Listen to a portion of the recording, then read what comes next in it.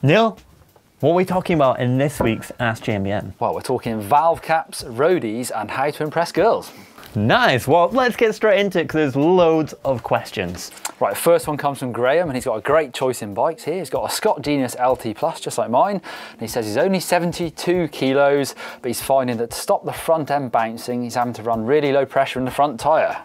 What could that be? Well, I mean, I can't really help you with the plus tyre side of things, but bouncing, well, that sounds like it could be a rebound issue with the suspension. Could well be. I guess you do get a bit of rebound from the big tyres anyway, but not that much. He's saying he's down to 9 PSI, which is very low. I actually run the recommended, which is 14 PSI. I find that works pretty well for me. And any other advice? As a big plus bike advocate right here, you must have some more.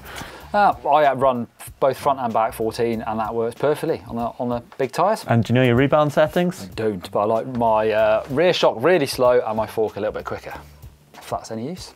Probably not that much use, but there you go. Leon, just wondering what you would say is the optimal head tube angle for your all-round mountain bike. So all-rounder says one that will go up and come down. What we're talking, a trail bike? Yeah, I mean, that's a technical question in itself. Because to go like, what head angle do I want for all-round mountain biking? Well, what are you riding? 66, 67 is probably about the sort of 140mm, 160mm travel area you're looking for. Any steeper than that's going to be more nimble. Any slack in that, it's getting pretty slack. It probably comes down to how fit you are too. I mean, if you're really unfit, then pedaling a really slack bike, it's not going to be fun. But if you're a little bit less fit, then maybe pedaling a steeper bike can make it that bit easier for you. It's true, but you should definitely check out our video on what bike to choose for which discipline. The bikes have relatively steep head angles, so they're agile at low speeds, also good for climbing. You've got that long stem and low handlebars to keep weight on that front wheel, so you're not wheeling too much when you're climbing. Jojo asks, I was wondering what knee pads you're using. We're always seeing you with them and they look very comfortable. Yeah, well, we wear them pretty much every video shoot. I guess I namely use the 661 Recons, which are kind of like a soft rubber. Super nice for pedaling it. They're the really thin ones, and then we also wear the Evo knee, which are the slightly bigger, chunkier ones, more downhilly style, sort of enduro pads, I'd say. Okay, next question from Milhale. How should you maintain a fork? Is there any oil or spray to use like you would use on a chain? I think the one thing to make sure that you always do is to clean the seals, so get any sort of excess dirt away from them. And then if you're looking for a lubricating oil, something like a silicone spray, I find works really good. Yeah, makes them look shiny. It's probably not as essential as oiling your chain, I don't suppose. They sort of self-lubricate a little bit, but... And do you want to know a pro tip? Hit me. You can turn the bike upside down and it'll get that oil into the seals and it will just keep it nicely lubricated. Pro tip.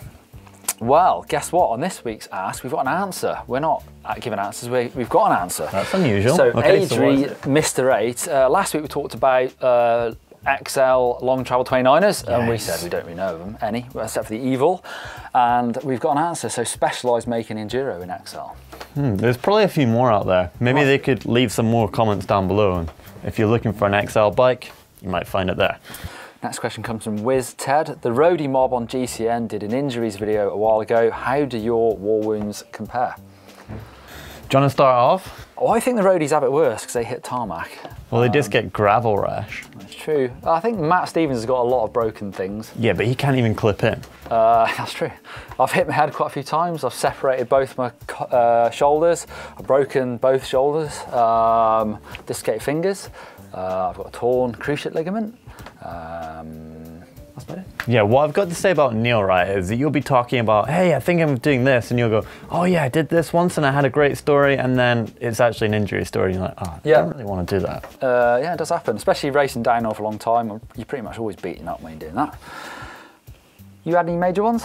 Collarbone, separated shoulders. My knees are actually a bit of a mess. People always comment on the fitness videos just about how pretty. They're not very, actually they're not pretty. I don't know why they're saying pretty, but they're really bad. Right, we've got a technical question here from IFTY.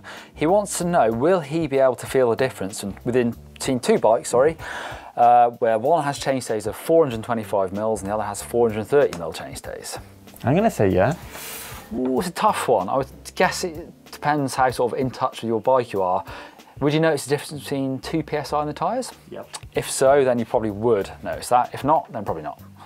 So it's a bit of a tough question. You've got to be a specialist. Okay. JD Second City. He spent a whole day converting his tyres to tubeless, only then to discover he'd put them on the wrong way round. Oh man. We've all done that. I'm sure I've definitely done that. Yeah, but I've never spent a whole day doing it and then realised I've done it the wrong way. Does he leave it or does he swap them round? I'm gonna have to say, dude, spend another day and just swap them round, because the tyre traction is going to be so much better. Yeah, they're all designed to go one way, so unfortunately, take them off and swap them around. Hopefully he's exaggerated about that time and it's not 24 hours. That's true. Right, this is a good username, Sick Flips and Gnarly Trails. And the question is, what's the difference between using spacers versus getting a new handlebar with more rise when you want to increase the height of your handlebar? His goal is to get more weight further back on his bike.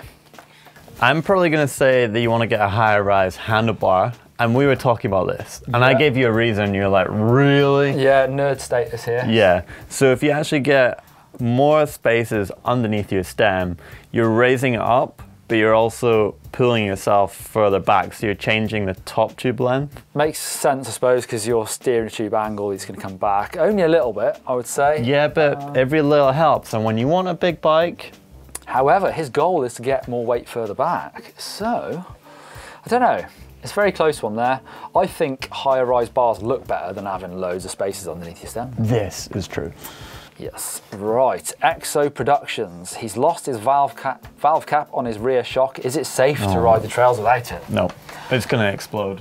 Well, I always say that you don't need valve caps on your tubes, because you don't. And then on shocks, I would say you probably do, because you don't want dirt getting in there and ruining your valve or letting air out or anything like that. So I would probably say, yeah, get a valve cap on. Yeah, it's not going to explode. You're fine to ride it, but get yourself one. Just be safe. And you should check our video on how to set your sag. I'm going to use that O-ring again. If you don't have one of those on your fork stanchion, you can put a zip tie on there just temporarily, but don't forget to take that off after you've set the sag, because it can attract dirt and actually scratch your stanchion a little bit. Are you ready?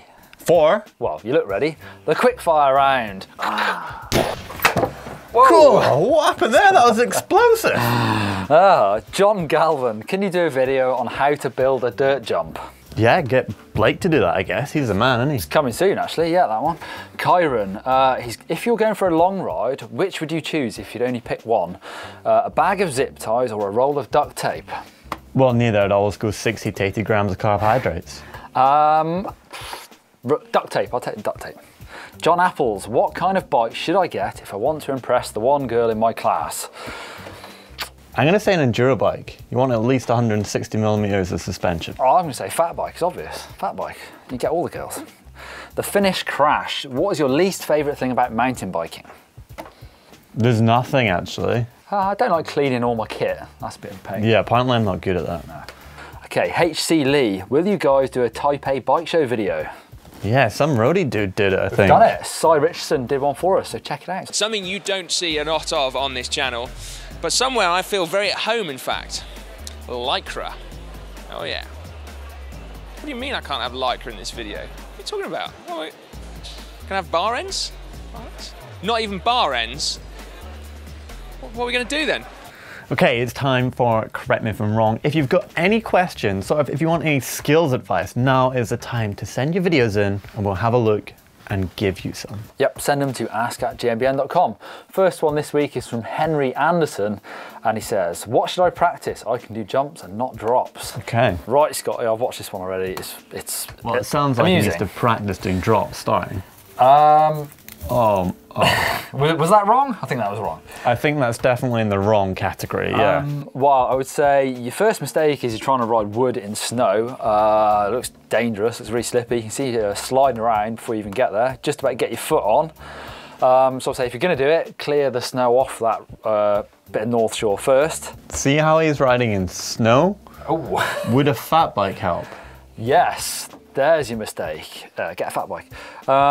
A landing in snow is never going to be good either, so yeah, an OTB is almost inevitable, but learn how to manual. In that case, speed is definitely a friend, and lean back.